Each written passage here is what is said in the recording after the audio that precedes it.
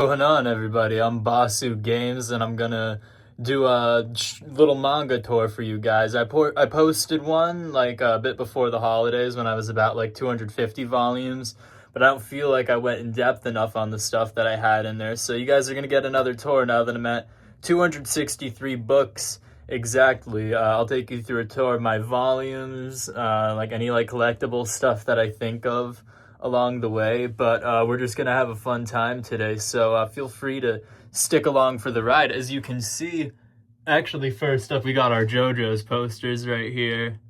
We have this one right here. We got, the JoJo versus Dio one. I acquired this Diamond is Unbreakable one recently. I wanted a JoJolion poster, but they were out at the time, and the only one on display was taped to the wall behind the display case. And then down here, we just got Jotaro and Star Platinum punching out. I found those at a store on Newbury Street called Anime Zaka, if anybody's interested. This isn't like promoted by them or anything, just a fun little thing. But let's stop dawdling and let's get over to the bookshelf, shall we? I think you guys will like it. So this right here is my personal pride and joy down here.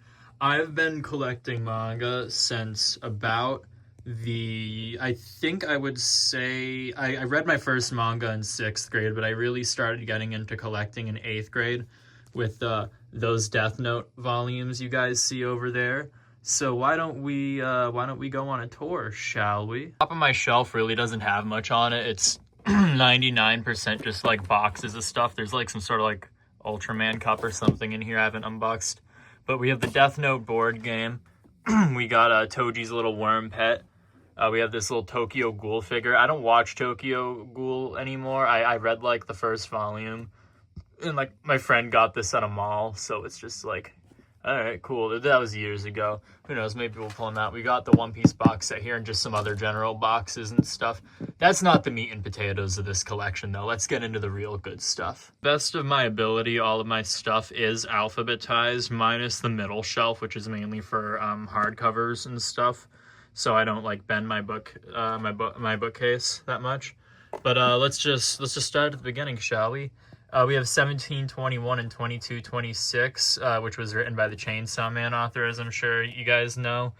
I've read 1721. I haven't read 2226 yet. I got this like probably like a year ago. I don't know why I haven't read it yet. I probably should, you know. We'll who knows, maybe we'll read that, give it a review. But after that, we got Ajin 8. I don't know how to pronounce it. We got Demi-Human. We got the complete editions of it. I don't know much about this series. I haven't really looked it up because I don't like looking up series that I haven't like read too extensively because they usually get spoiled a lot. But I've heard many good things about this. I've seen some of the panels. So personally, I'm really excited to get into this series. Next to that, we have Alice in Borderland, another series I've heard about a lot that I haven't read yet. I like to take relatively frequent trips to Barnes & Noble with my partner. So every time I go, I try to get like 2 or 3 manga volumes. I like to keep some stuff that I haven't read in my collection, just for like if I'm bored. We have volumes 1 through 4 of Akira here. Now, a bit of a tangent. I'm not going to go super in-depth with a lot of the series here, but anytime there's something noteworthy, I will discuss it. Our first topic of discussion today is these Akira volumes. They are not printed like a manga. They are printed in the Western way. I do not like this way of printing things. I also have, the only other thing I have that's printed like this is my Blade of the Immortal hardcovers because he wanted them that way for whatever reason. I don't personally get it, but like, I don't know. Because they used to not sell the hardcovers outside of a box set, and now they do, I got these. I might sell these at some point, honestly. I've been thinking about it. Who knows, y'all can hit me up or something. We can talk pricing or whatever if you guys want, if anybody's interested in buying some manga, obviously, you know, fair pricing and all that stuff. But I want to get the hardcovers eventually, or the box set. I was just in school at the time and didn't really like have the adult money. But next to that, we got Attack on Titan. I don't own the entirety of Attack on Titan because I'm going to be quite frank. I am not a big fan of the diarrhea spines, if I'm going to be honest. And don't the colossal editions of Attack on Titan are just worse because the cover art on those is just absolutely hideous. So it's like, I like Attack on Titan a lot. I read the manga, I watched the anime. I didn't read the entirety of the manga. I read the beginning of it, and then I read the end after, back when only season 4 part 1 was a thing. I read anything past that point, and then after the rest of it got animated, I just, watched it and stuff. But that was really exciting. I actually like Attack on Titan a lot. I think people complain about the ending too much. I actually got a bit of enjoyment from that. Up here is just some like extra book storage because I don't really know where to put these yet. This isn't really manga. We got The Crow, we got House of Leaves, and Batman Court of Owls. Just some stuff that I've been like casually trying to read. But back to the manga. Second, look over here. We got Mr. Never Loses a Fight and Potential Man. I'm just kidding. Jujutsu Kaisen's a fun time, but I'm gonna make fun of this clown a lot. What can I say? Got the little Funko Pop keychains my partner got me. I just like to display them here because they're cool and stuff. But anyhow, we have all of the paperbacks that are currently printed for Berserk. I love Berserk. If anybody watching this has any sort of like a personal relationship with me, you know how much I love Berserk. It's definitely the manga that like really, really, really influenced a lot of my taste in stories that I read. I started this in like 8th grade. The Newbury Comics employee was like, hey, if you want something crazy, you should read Berserk. And then I spent all of my Christmas money getting all of this as a kid, and it was fully worth it. This is one of the best series I've ever read in my life. Honestly, I don't really know what I can say about Berserk that hasn't already been said. It's a beautiful series. Just read it, if you haven't read it already, if you can handle that kind of subject matter that is within Berserk, because it is intense, there's no getting around that. But it's such an enjoyable series that I just love to pieces. I could go on and on about it all day, but I think for that I'd probably have to make a separate Berserk video, because you guys get me talking about Berserk and we're gonna be here for an extra hour, and this video is already gonna be long. We got 260 something volumes to go through here. I need to dust my shelves. I'm so sorry, chat. I'm so sorry, everybody. I need to dust these soon. But we have our power figure here. My wonderful partner got this for me. She's holding Meowie, as you can see. It's so wonderful. Power was my favorite Chainsaw Man character back when I read part 1 personally. She's fantastic, so I had to have a little figure of her. We have volumes 1 and 2 of Black Clover. I picked these up at some point in high school, never read it. I don't know why I have it, but I mean, maybe one day I'll get into it and read it. I've heard really mixed things on it, so I guess we'll see what we want to do here. After that, why are one of my volumes upside down here? Oh my lord, look at that. I'm making an embarrassment of myself out here. Organized and not upside down over here. We have Blood on the Tracks. A lot of people talk about Junji Ito being like a master of horror manga. I would agree. Junji Ito is phenomenal. The one like horror mangaka that I enjoy is Shuzo Oshimi. All of his stories, I have a lot in my collection here that are written by him, and I'll probably like praise each and every one of them because they are all uniquely disturbing and fascinating in their own wonderful ways. Blood on the Tracks, I don't know what to say about Blood on the Tracks. There's really not much that I can say about the story. That's fine on YouTube. So you guys gotta go look that up yourself if you're fine reading really intense stuff. We have a really short series that I personally enjoy. We have Boys Run the Riot. It is a 4-volume manga about a trans masked person who decides to run a clothing brand. It's actually written by a trans person, and I personally, I don't know, I really like trying to find good queer stories, and this one's amazing. I don't see a lot of people talking about this. It was a very short run, only 4 volumes, but within those 4 volumes is a really, really, really enjoyable, amazing queer story that I think a lot of people should give an attempt if you like that kind of thing. And tucked away in the dark recesses of the shelf, we have H.P. Lovecraft's Call of Cthulhu.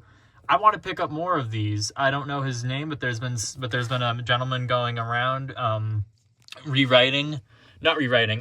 adapting H.P. Lovecraft stories into manga, and I read Call of Cthulhu back in high school, and the manga was fantastic. It was really great. It really did a good job visualizing a lot of the cosmic horrors of that story while still keeping some of the mystery. I was a bit worried about how they were going to adapt such an abstract thing, but it works perfectly.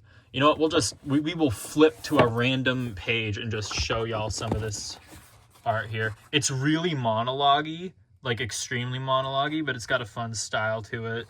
It is a really fun time. Moseyed our way down to the second shelf, and kicking it off, we got Chainsaw Man.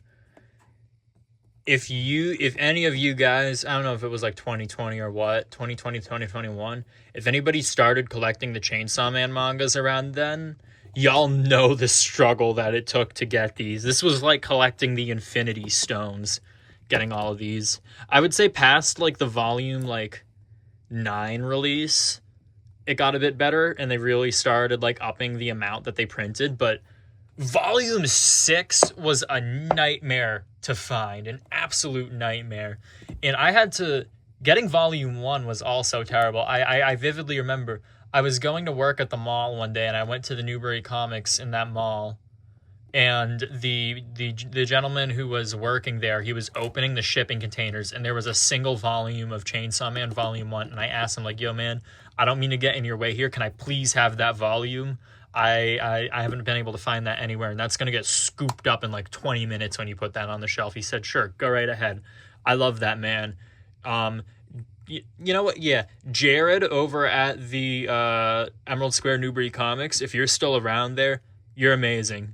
Absolutely fantastic. You shaped, I don't know. Like, one dude at Newbury Comics recommended me Berserk, and then like I had this sprawling obsession for manga. But anyhow, enough gushing about like my past and stuff. God, who likes joy? Y'all hate to see joy, right? No, there's no joy allowed around here. Yeah, I'm just kidding. But we got the Dark Souls Redemption Volume 1. Actually a lot more enjoyable than I thought it would be.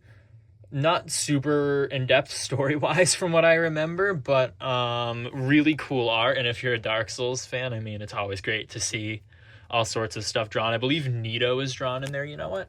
Why not? We'll treat you guys with look at that. I know that's not Gravelord Nito, but look at this art. Absolutely fantastic. They do a really good job giving Dark Souls justice. About the first manga that I really started collecting heavily, we got the black editions of Death Note. A lot of people like the normal paperbacks. I hate the Death Brick, but if you know, you know. But I got the black editions here. I don't know why this skull is slightly different colored. That's always frustrated me a bit. But hey, I like Death Note a lot.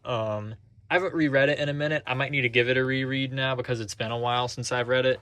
But I think it's a fun time. It's definitely a good starter series. It's what helped really get me into manga, and then Berserk kind of spiraled it. But we got the short stories over here that if you guys don't know, this is the one where skip like a minute ahead if you don't want to be spoiled. It's not a super big story element, but I figure if you intend on reading this and you haven't already. But yes, this is the one where Ryuk gives the Death Note to Trump. I wish I was joking. You know what? Hold on. Here you go. I found it. I told you guys I wasn't making this up, man. This is a real panel from a real, like, official Death Note volume.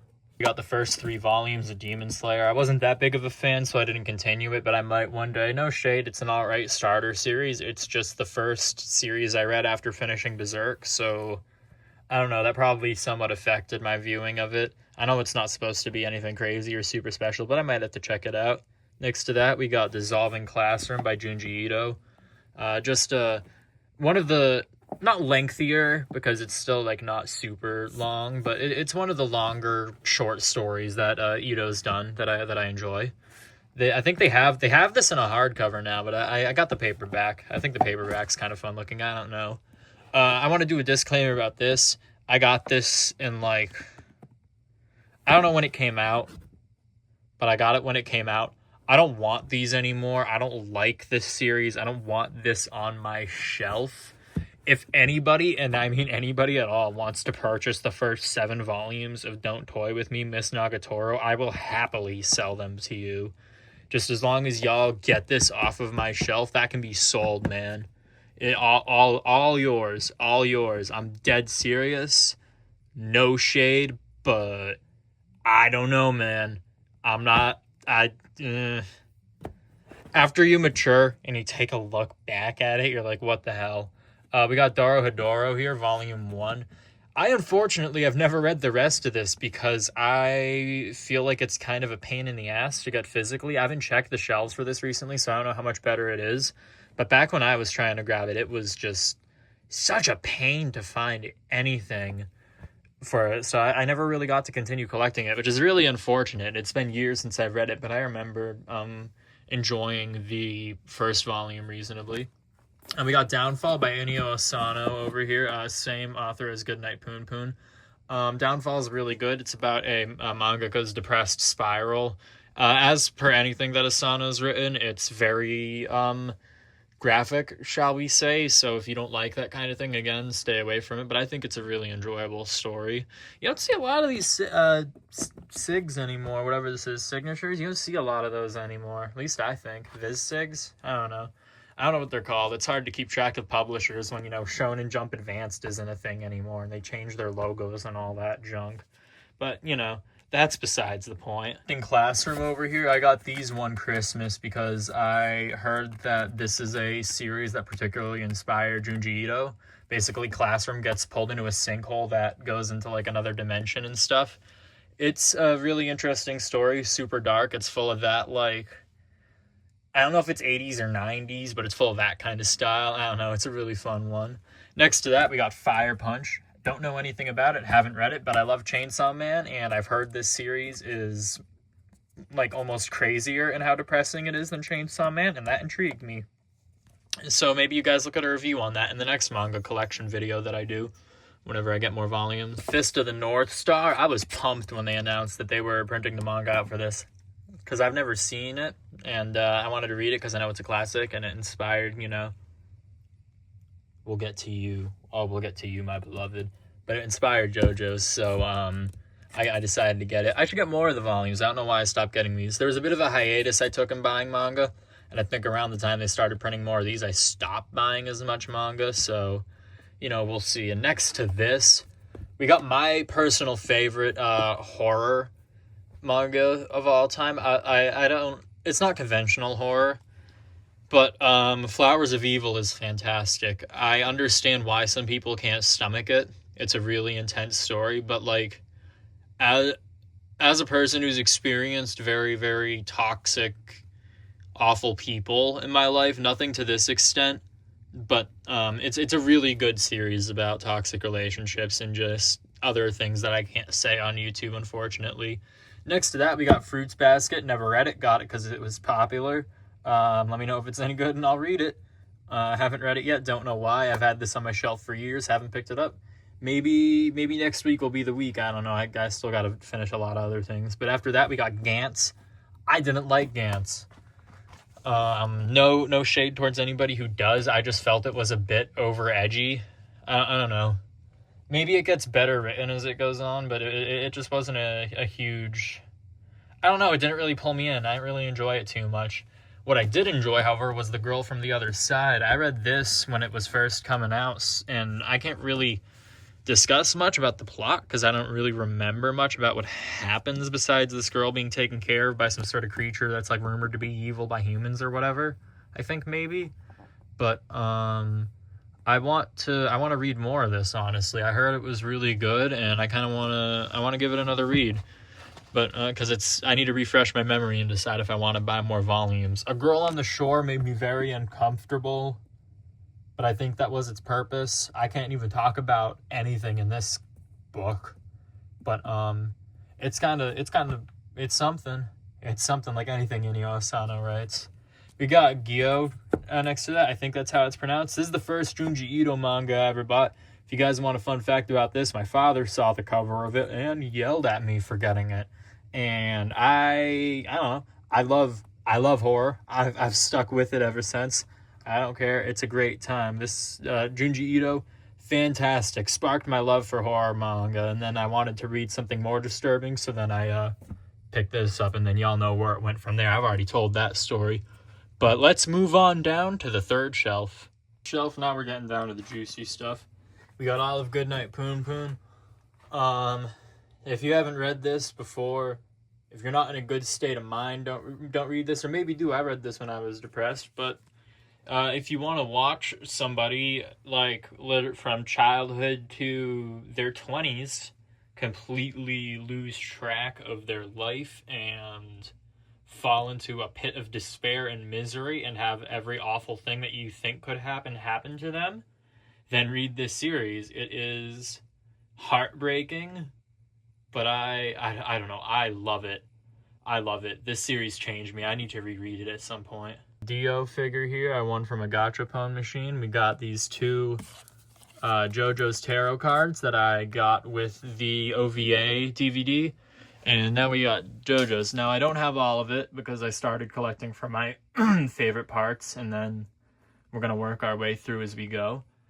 But we have all of Battle Tendency, of course. We have all of Diamond is Unbreakable, which, I mean, look at these covers. Is this not absolutely stunning and gorgeous? Look at the spines, everything. It's phenomenal. We got Golden Wind over here, all of it. I recently got the 9th volume because I didn't have it before. And let me clarify. I do not only have volume 1 of Stone Ocean because I don't like Stone Ocean. I really enjoy Stone Ocean, as a matter of fact. But then they started printing Steel Ball Run after I took a break in collecting. So now that I'm up to date with that, I'll probably start filling up my the Stone Ocean end of things. But JoJo's. I love JoJo's. It was what got me into watching anime, at least. I didn't really like part 1 that much when I first watched it, but then I decided to binge it, and I watched episodes 4 through 9 of part 1 and all of part 2 in a sitting. I think it was like 8 or 9 hours or so. It changed my life, man. It was truly bizarre, let's say. But thank God Steel Ball Run's finally printed. It's going to be such a wild ride. I can't wait to see the localization for English. Look at Diego on that spine over there. I'm sorry to gush over these, but like, come on, man. Look at all these spines. You can't tell me this isn't like absolutely gorgeous. You know, we're just going to pull out one of these books and like, look at that, man. The supreme amount of effort that went into these. But anyhow, we got the Rohan side story, both volumes of it that exist for now in English. We have Crazy Diamond's Demonic Heartbreak. I know it says Shining Diamond. I'm not going to call it the localized name. We're going to hopefully get volume 3 of that soon. I don't know if it's only 3 volumes, but I know there's 3 printed right now. We got The Liminal Zone by Junji Ito. Just more Ito that I enjoy.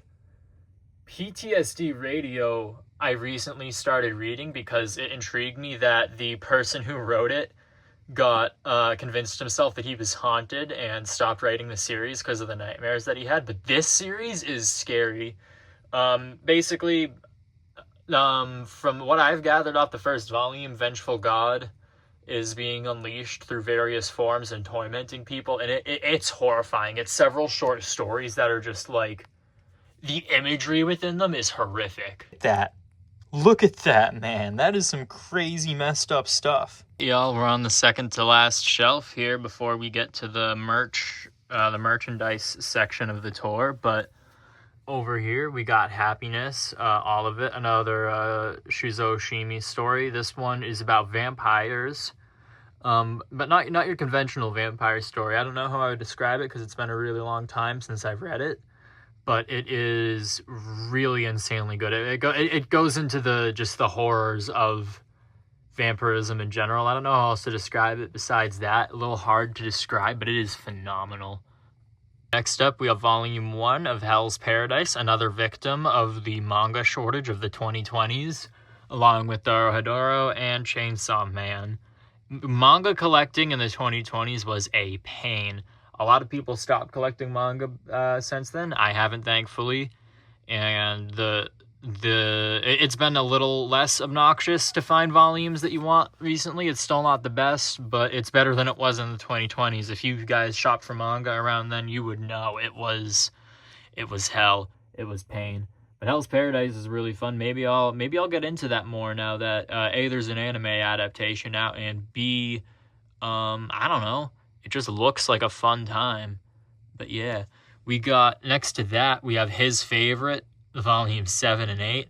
I read the first 6 volumes off of a friend while I was camping. Yeah, this is about the only BL that I own. It's a little embarrassing, but that's just how it is. That's just how it is. I don't know. That's the first manga that I ever purchased and read right there. We have Homunculus here. Now you may be asking yourself, Basu, what's that stain on your Homunculus volume? If I told you that my cart exploded on this not exploded, but sputtered up some oil. If I told you my cart sputtered oil onto this, would you believe me? Because it did. And I'm really upset, but that's just the way it is. It makes for a funny story. Homunculus is amazing. Homeless man trepanates himself and is able to see people's true selves by covering up part of his eye. There's a really awful self-insert midway through the story. If you've read the story, you know what I'm talking about. It's not that great, and it really took a lot of the enjoyment out of it for me. But, besides that, it's pretty enjoyable. I Am a Hero is another victim of the manga shortage of the 2020s. I hope this isn't out of print yet, because I want to read it more. It was a really enjoyable start to a zombie series. It was really fun. I like the way that Japan, Korea, and Taiwan do zombie stuff. Train to Busan, The Sadness. I'm trying to think of other ones. But, yeah, that's the I Am a Hero, great. At least from the first volume that I read, again, it was always short. We got Ibitsu. I think this might have been my first horror manga that I actually got.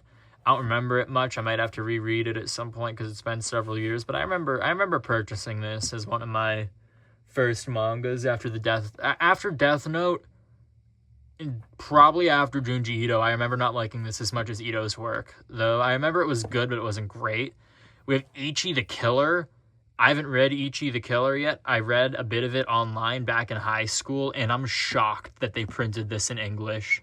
But I am very, very happy that they did, and I'm really excited to collect more of it and read it. I know it's over edgy. I know I criticized Gantz for that. I don't know why Ichi the Killer holds a different place in my heart. Maybe because of the movie adaptation. I'm a big fan of disturbing movies. But we'll see. We got Jujutsu Kaisen Volume 0 through 4 here. Haven't collected the rest of it because I've watched and read the rest of it online. I might honestly get it in English at some point just to have it, read it again. It could be enjoyable. I like Jujutsu Kaisen a lot. Not the biggest fan of the ending, but I might need to give it a rewatch now that I'm not as mad about his methods with writing the end of it and just kind of throwing side characters into the Sakuna blender for several weeks. But we got Mob Psycho next to that. I didn't enjoy Mob Psycho too much, weirdly enough. I don't know. This feels weird to say because I feel like a lot of people liked it a lot, but I didn't really enjoy Mob Psycho too much. Maybe I'll have to I might give it a reread, see why people have such a fascination with it.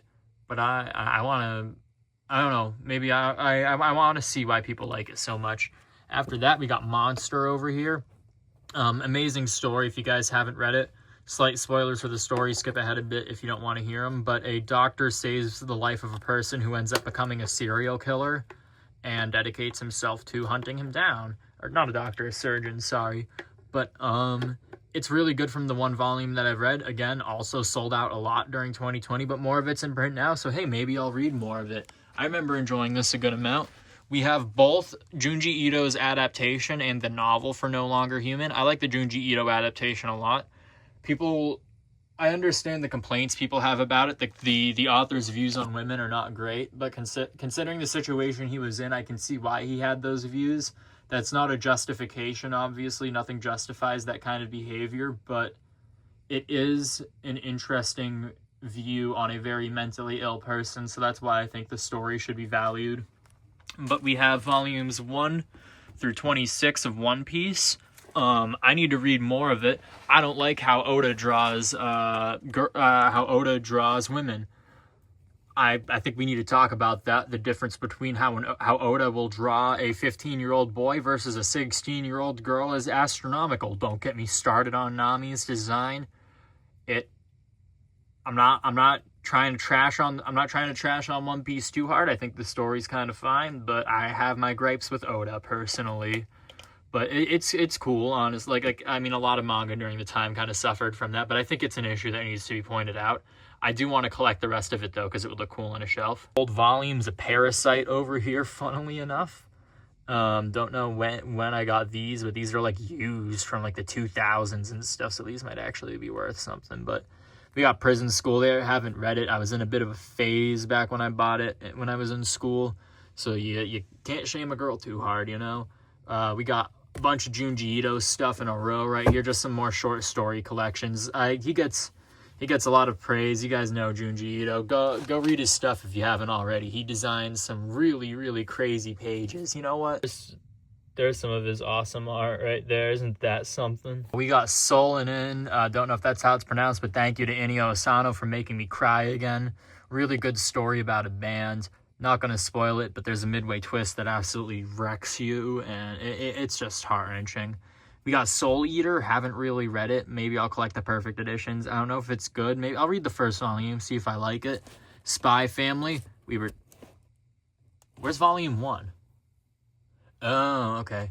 Yeah, I'll have to grab that. But, yeah, Spy Family is something.